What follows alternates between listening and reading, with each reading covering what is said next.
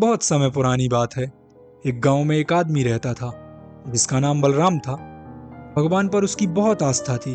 सुबह शाम दोनों वक्त भगवान की पूजा करता। यूं ही दिन कट रहे थे, परंतु बलराम को अपना जीवन बहुत ही दुखी, समस्याओं से भरा और सबसे खराब मालूम पड़ रहा था। बलराम जिसको भी देखता उसे सब खुश नजर आते, सबके चेहरों पर मुस्कान होती। बलराम को अपने जीवन से घृणा होती गई। कभी कभी वह भगवान को भी दोषी ठहराता। एक दिन बलराम का मित्र काफी लंबे समय के बाद उससे मिलने आया, जो कि बहुत ही खुश नजर आ रहा था। उन्होंने लंबे समय तक बातें की, अपने साथ में बिताए गए समय के बारे में, साथ में किए गए कारनामे, बहुत सी बातें। मित्र के जाने के बाद बलराम बहुत दुखी हो गए। उनका मित्र बहुत ही खुश नजर आ रहा था, अपने जीवन से संतुष्ट। उसके जीवन में कोई समस्याएं नजर नहीं आ रही थी। मनुष्य अपने दुख से उतना दुखी नहीं होता जितना दूसरों को खुद से ज्यादा सुखी देखकर होता है। बलराम बहुत ही दुखी हो गए। उन्हें लगने लगा, इस दुनिया में सबसे दुखी इंसान मैं ही हूँ। शाम को पूजा करते वक्त बलराम ने भगवान को खूब पुकारा, हे भगवान, प्रकट हो। मुझे आपसे शिकायत है, मैंने हमेशा आपकी पूजा की, इसके बाद भी मेरे जीवन में सबसे अधिक दुख क्यों है? इतना कहने के बाद बलराम रोने लगे। कुछ समय बाद भगवान प्रकट हुए और बोले, क्या हुआ बलराम, मुझे क्यों याद कर रहे थे? बलराम भगवान को देखकर खुश हो गए, लेकिन उसने कहा, मैंने आपको इसलिए याद किया क्योंकि मैं प्रतिदिन सुबह शाम आपकी पूजा करता हूँ, किसी को कोई दुख नहीं देता। इसके बावजूद भी मैं सबसे ज्यादा दुखी हूँ, सभी मुझसे ज्यादा सुखी हैं। ऐसा क्यों? भगवान ने बलराम की ओर देखा और मुस्कुराते हुए कहा, तुमसे किसने कहा कि तुम सबसे ज्यादा दुखी हो और सभी तुमसे ज्यादा प्रसन्न? किसी के कहने से क्या, ये तो साफ साफ दिखाई पड़ता है। सभी मुझे खुशी नजर आते हैं। अब आज ही मेरा मित्र मुझसे मिलने आया था, वो कितना खुश था, इतना मुस्कुरा रहा था, उसके जीवन में क्या ही दुख होंगे। बलराम ने भगवान की ओर हाथ जोड़े हुए कहा। ईश्वर कुछ क्षण बलराम की ओर देखकर मुस्कुराते रहे, फिर बोले, तुम्हारा मित्र प्रसन्न नजर आ रहा था, इसका मतलब ये नहीं कि उसको दुख ना होंगे, उसको भी अपने जीवन में दुख हो सकते हैं। बलराम ने कहा, दुख हो सकते हैं, मगर मुझसे ज्यादा नहीं। ईश्वर फिर मुस्कुराए, बताओ, मुझसे क्या चाहते हो? आप मेरे दुख खत्म मत करो, मगर मेरे दुखों को मेरे मित्र के दुखों से बदल दो। बलराम ने आंखों से दो आंसू की बूंद जमीन में टपकाते हुए बोले, एक बार फिर सोच लो बलराम, मैं तुम्हारे दुखों को एक दूसरे से बदल सकता हूँ, परंतु बदलने के बाद बदलना मुश्किल हो जाएगा।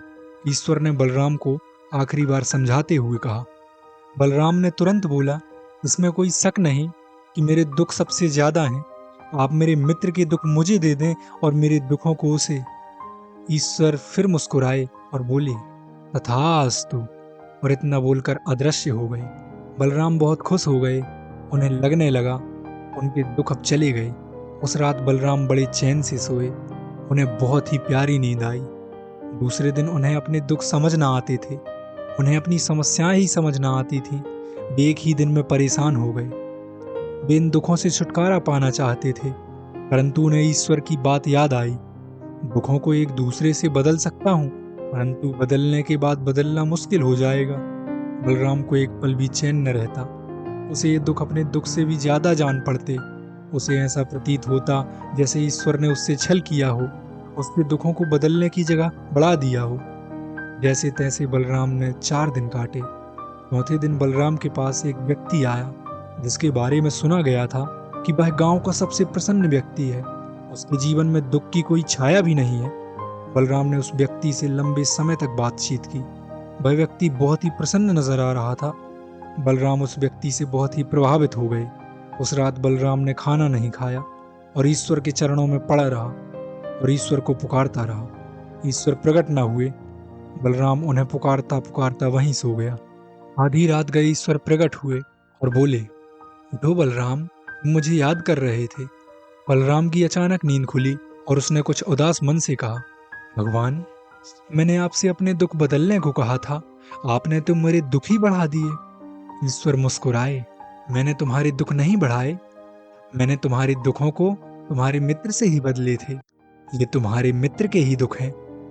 बलराम ने आश्चर्य भाव से कहा, ये मेरे मित्र के दुख हैं? वो इतना दुखी है? ईश्वर मुस्कुराए और बोले, निश्चित ही। बलराम ने उत्सुकता से बोला, हे प्रभु, मेरी आपसे एक प्रार्थना है। ईश्वर ने कहा, ऐसी प्रार्थना? बलराम ने निसंकोच भाव से कहा, मेरे गांव में एक सज्जन है जो कभी भी दुखी नहीं रहता। उसको कभी किसी ने दुखी नहीं देखा, ना ही कभी उसे चिंतित पाया गया।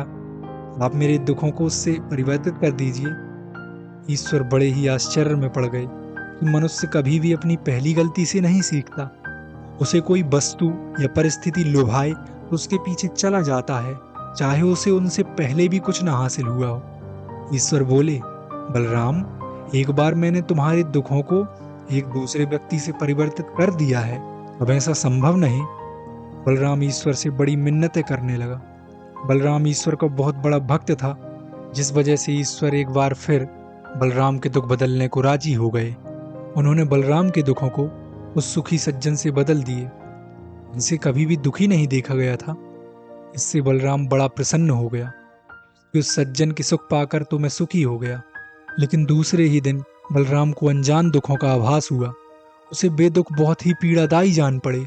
उसे बेदुख दबे जान पड़े, मानो उन दुखों को सदियों से दबाया गया हो। बलराम इस बार और भी ज्यादा दुखी हो गया। उनसे ये दुख सहे न गए। उनका किसी भी कार्य में मन न लगता। वे समझ नहीं पा रहे थे कि इतने प्रसन्न व्यक्ति के दुख भी इतने गंभीर हैं। जब बलराम से वे दुख न सहे गए, तब वो ईश्वर के सामने आकर फिर से गिड़गिड़ाने लगे। ईश्वर के चरण पकड़कर रोने लगे, अपना सिर उनके सामने पटकने लगे। अपने भक्त को इतना कष्ट में देखकर ईश्वर एक बार फिर प्रकट हुए और कहा, क्या हुआ बलराम, क्यों दुखी हो? तुमने तो सबसे सुखी व्यक्ति के दुखों का बदला किया था, क्या हुआ? बलराम और जोर से रोने लगा, मुझे क्षमा कर दीजिए प्रभु, मुझसे बहुत बड़ी भूल हो गई। जिसे मैं सबसे सुखी व्यक्ति समझता था, उसके दुख तो बहुत ही ज्यादा हैं। वह व्यक्ति तो मुझसे भी ज्यादा दुखी है। ईश्वर मुस्कुराए और बोले, बलराम, शांत हो जाओ।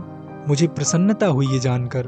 तुम्हें ये आभास तो हुआ तुमसे भी ज्यादा दुख किसी और व्यक्ति के हैं, परंतु किसी भी व्यक्ति के दुख ज्यादा या कम नहीं है। सभी मनुष्य के दुख समान हैं। बलराम ने आश्चर्य भाव से ईश्वर की ओर देखकर पूछा, ऐसे प्रभु? मुझे तो उनके दुख खुद के दुख से भी ज्यादा जान पड़े, परंतु मुझे ये समझ में ना आया कि वे व्यक्ति तो बहुत ही प्रसन्न जान पड़ते थे। हमेशा उनके चेहरे पर मुस्कान बनी रहती थी। ईश्वर फिर मुस्कुराए और कहा, पुत्र बलराम, पहली बात तो ये कि पृथ्वी पर प्रत्येक मनुष्य के दुख समान हैं, परंतु तुम्हें उनके दुखों को पाकर ज्यादा इसलिए जान पड़े क्योंकि उनके दुख तुम्हारे लिए अनजान थे। तुम उनके दुखों से परिचित नहीं थे। और दूसरी बात ये कि उनके चेहरे पर सदैव ही मुस्कान रहती है, जबकि वे इतने दुखी हैं। ऐसा इसलिए है क्योंकि उनको भी सामने वाला व्यक्ति मुस्कुराता ही नजर आता है, और वे खुद को सामने वाले से कमजोर नहीं दिखा सकते। इसलिए अपने दुखों को वे अपने अंदर ही छिपा लेते हैं और चेहरे पर मुस्कान लिए रहते हैं। बलराम को ईश्वर की बात कुछ कुछ समझ आ चुकी थी। पूरी तरह बात समझने में बलराम असमर्थ रहा था। बलराम ने कहा, प्रभु, मुझे मेरे दुख वापस लौटा दीजिए, मुझे वे ही कम जान पड़ते हैं। ईश्वर ने कहा, तुम्हारा मित्र और वे सुखी सज्जन भी तुम्हें देखकर बहुत प्रसन्न व्यक्ति जानते हैं। तुमने कभी खुद को बाहर से नहीं देखा। तुम भी दूसरों के समक्ष उतने ही सुखी बनने का प्रयत्न करते हो जितना वे करते हैं। दूसरों के चेहरे हमें दिखाई पड़ते हैं और अपनी असलियत दिखाई पड़ती है। और रही बात तुम्हारे दुखों की, तो कल से तुम अपने दुखों के साथ जियोगे। बलराम की आंखों में आंसू भर आए थे। उसने अपने हाथ ईश्वर के सामने जोड़े हुए थे। उनकी ओर देखते हुए उसने बोला, प्रभु, मुझे समझ आ गया, मेरी आंखें खुल गईं। ईश्वर वहां से अदृश्य हो गए। हमें हर व्यक्ति हंसता दिखाई देता है, हमें सभी खुश नजर आते हैं, हमें लगता है हमारे दुख सबसे अधिक हैं, लेकिन हमें व्यक्ति का बाहरी हिस्सा दिखाई देता है और खुद का अंदरी हिस्सा।